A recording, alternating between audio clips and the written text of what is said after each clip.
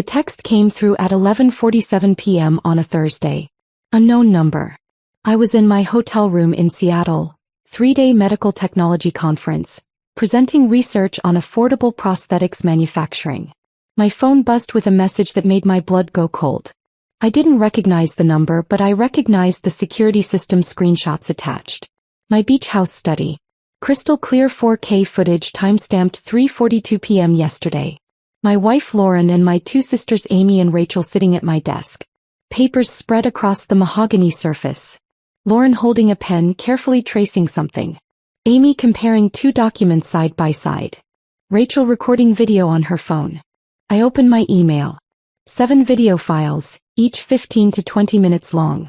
Total of 2 hours and 18 minutes of footage from yesterday afternoon when I was supposedly at a conference and they were supposedly shopping in Portland. The first video showed them entering my study. The room I'd specifically told Lauren was off limits because it contained confidential medical research documents. She'd nodded, agreed, never questioned it. Now here she was, unlocking it with a key I didn't know she had. Okay, so the mortgage refinance documents are due next Monday, Amy said, settling into my leather chair. We need his signature on 12 pages. Rachel, you've been practicing the longest. Show us. Rachel pulled out a stack of papers. Started signing my name. Over and over. Each signature slightly different, finding the rhythm, the flow, the specific way I crossed my T's and looped my R's. That's pretty good, Lauren said, leaning over. But he does this little flourish at the end of the S. Like this. She demonstrated on a separate paper. My hands shook holding the phone. I'd been married to Lauren for 4 years. Together for 6. My sisters. Amy was 39, Rachel 36. I'd supported both of them through various crises. Amy's divorce. $34,000 in legal fees I'd paid. Rachel's failed business. $67,000 I'd loaned her that was never repaid. The second video showed them pulling up documents on my computer. He still uses the same password for everything, Lauren laughed. Honestly makes this so much easier. She opened files. Bank statements. Investment accounts. Property documents. My entire financial life displayed across the monitor while they took notes. The beach house is worth $2.8 million now, Amy said, reading from Zillow on her phone. Bought it for $1.9 million 3 years ago. If we transfer it to the LLC Rachel set up, then file for divorce, he can't touch it. It'll be in business assets that predate the marriage. And the refinance gives us $1.4 million in cash, Rachel added.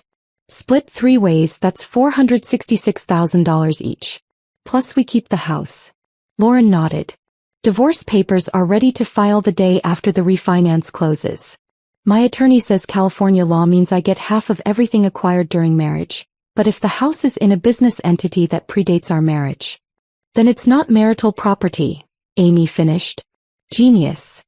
I watched 2 hours of my wife and sisters planning to forge my signature, refinance my house, transfer it to a shell company, steal $1.4 million and file for divorce.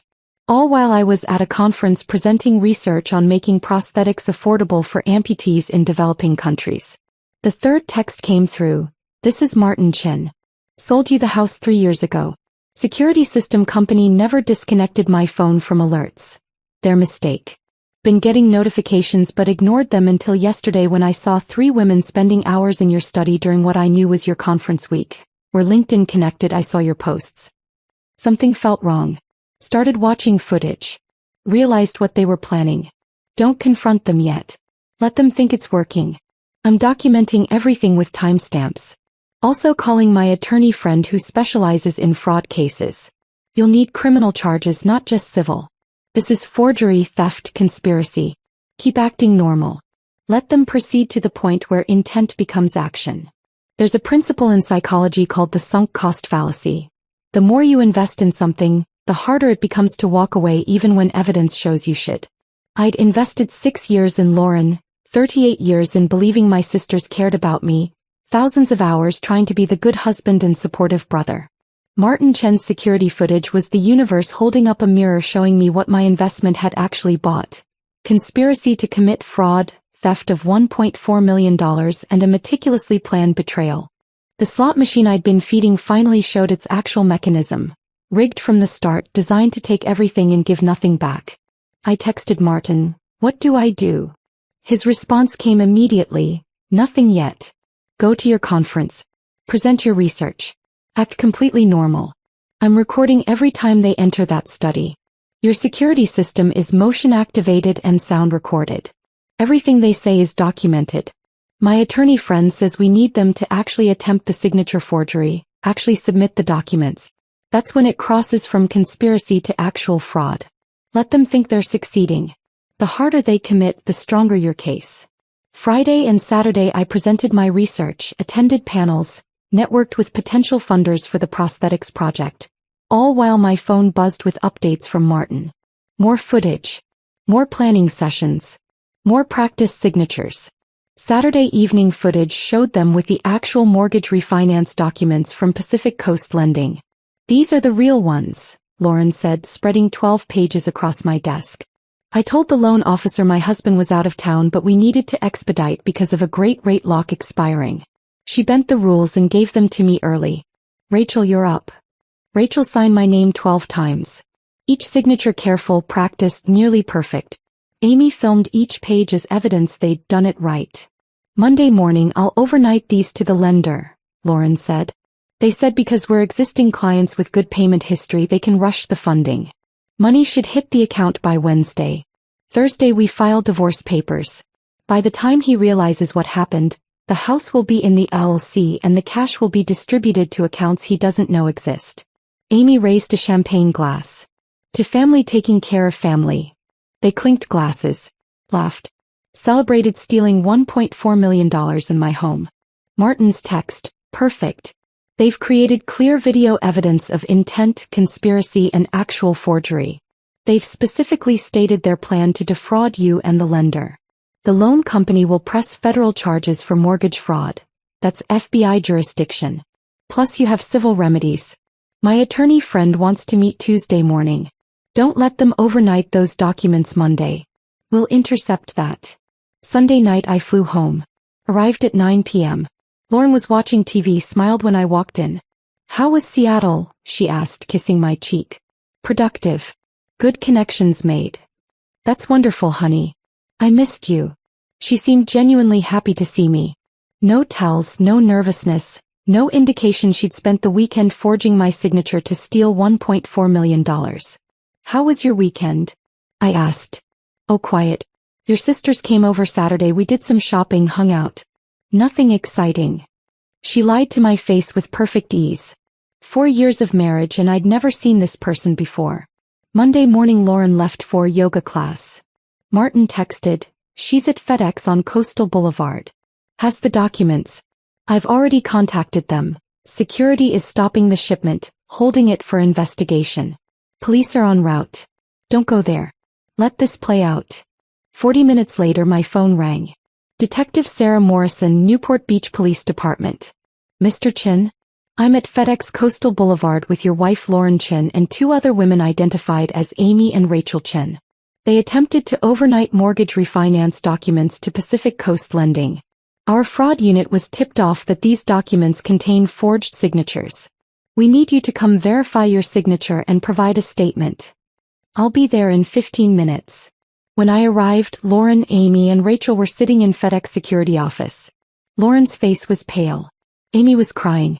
Rachel looked defiant. Detective Morrison showed me the documents. 12 signatures, all supposedly mine. "Are these your signatures, Mr. Chin?" "No. I never signed these documents. I never authorized any refinance. I didn't know these documents existed until this moment." "Can you provide a sample signature?" I signed 12 separate pages. My actual signature. The differences were obvious. The pressure points, the specific loops, the unconscious muscle memory that makes each person's signature unique. "These are forgeries," Detective Morrison confirmed. "We have video evidence of the forgery being committed, provided by Martin Chin, the previous homeowner whose security system remained connected to the property. We've watched 2 hours of footage showing these 3 women practicing your signature and explicitly discussing plans to defraud both you and Pacific Coast Lending." She turned to Lauren, Amy, and Rachel. You're all under arrest for conspiracy to commit mortgage fraud, forgery, attempted theft, and identity theft. These are federal charges because mortgage fraud involves federally backed loans. Lauren started crying. Daniel, I can explain. No, Detective Morrison cut in. You can explain to your attorney. You have the right to remain silent. They were read their rights. Handcuffed. Led out to separate patrol cars while FedEx employees watched in stunned silence. I stood there feeling absolutely nothing. Not anger, not sadness, not betrayal. Just a clinical recognition that I'd been sleeping next to someone actively planning to destroy my financial life. Martin Chin arrived 20 minutes later. Early 60s, gray hair, expensive casual clothes that suggested retired wealth. He shook my hand firmly. I'm sorry you had to find out this way, he said. But better to find out through security footage than to lose $1.4 million in your home. Why did you help me? You didn't have to monitor the footage or get involved. Because I could, he said simply. I made my money in cybersecurity. Spent 40 years building systems to catch criminals.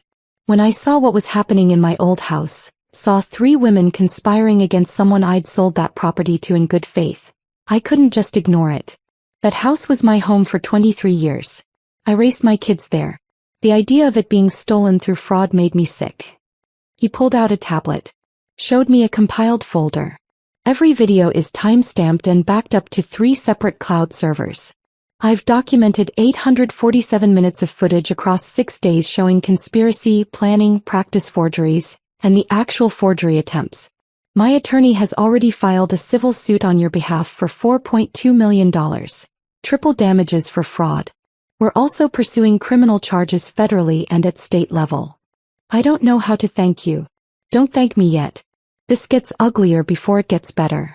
Your wife will claim you were abusive, that she feared for her safety, that she needed money to escape. Your sisters will claim they were helping her escape a dangerous situation. They'll manufacture a narrative to justify their actions. I've never touched her. Never raised my voice. Our entire relationship has been documented through texts, emails, photos. Keep all of that. Document everything. My attorney, Jennifer Walsh, she specializes in fraud cases. She'll meet with you tomorrow at 10 a.m. She's already reviewed all the footage. She says this is the most clear-cut case she's seen in 20 years. Martin handed me a business card. Jennifer Walsh, attorney at law. Fraud and white-collar crime. One more thing, Martin said. I pulled some records. Your sisters have done this before. Amy was sued by her ex-husband for forging signatures on loan documents. Case settled confidentially. Rachel had a business partner who accused her of embezzlement. Also settled quietly. They're professionals. They found your wife, groomed her, taught her how to run this specific scam. You weren't their first target. My chest felt tight. How do I not see people clearly? Because you're a good person who assumes others are good. That's not a flaw. That's humanity. But it makes you vulnerable to people who weaponize trust.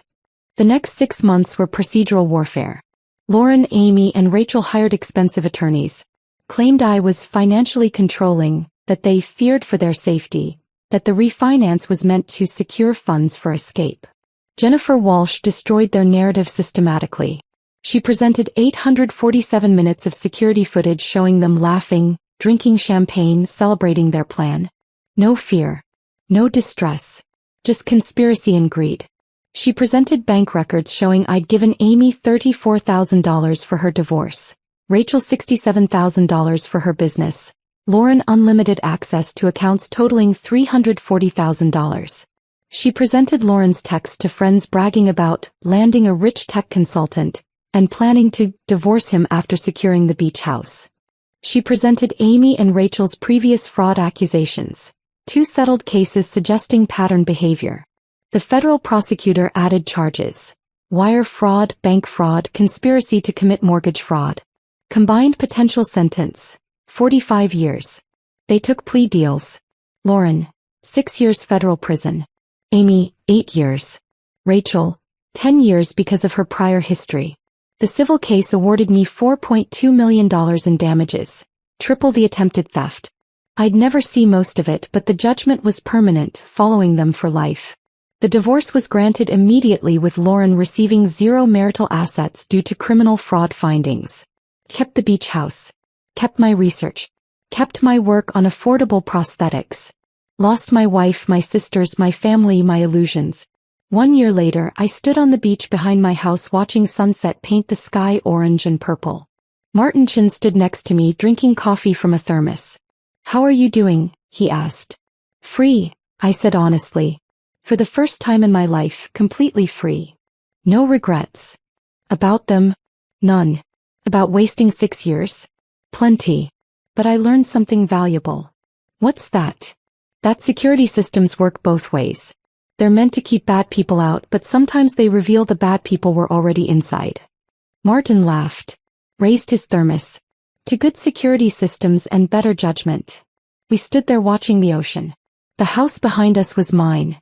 Truly mine, no hidden plans, no forged signatures, no conspiracy. Just walls and windows and the knowledge that some things are worth more than money. Clarity, truth, freedom from people who weaponize trust. The slot machine was destroyed. The balance was zero. And I was finally, completely home.